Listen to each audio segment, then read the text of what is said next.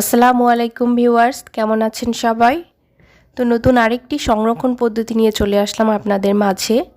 সামনে যেহেতু রমজান, তো রমজান মাসে দেখা যায় যে বেগুনের দাম হু হু করে বাড়তে থাকে।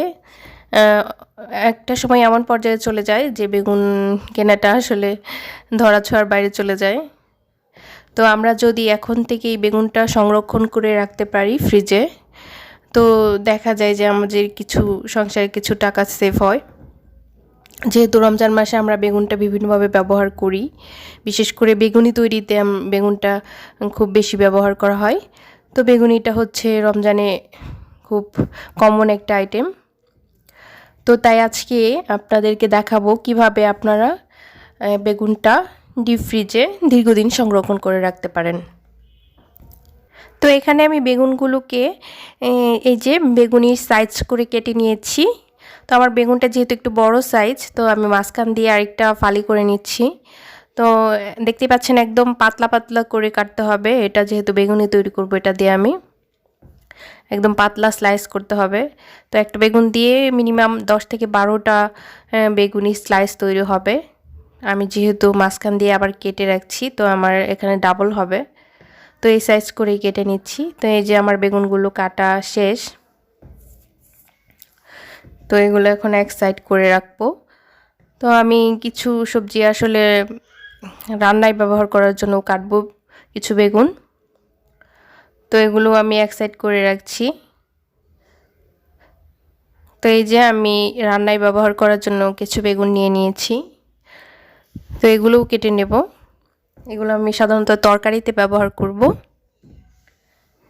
আসলে বেগুনটা আমাদের বিভিন্ন কাজেই ব্যবহার হয়, রান্নায় হোক বা বেগুনি তৈরিতে হোক, যেটাই হোক সবসময় প্রয়োজন। কিন্তু রমজান মাসে দেখা যায় এর দামটা একটু বেশি বেড়ে যায়, তার জন্য আমরা সংরক্ষণ করতে পারি বা এমনিতেও পরবর্তীতে খাওয়ার জন্য সংরক্ষণ করতে পারি এভাবে।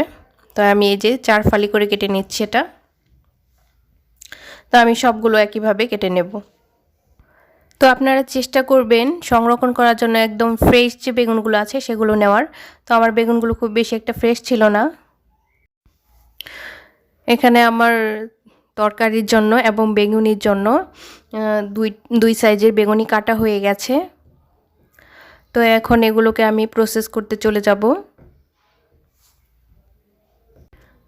এখানে একটি বাটিতে আমি পানি নিয়ে নিচ্ছি নর্মাল টেম্পারেচারে।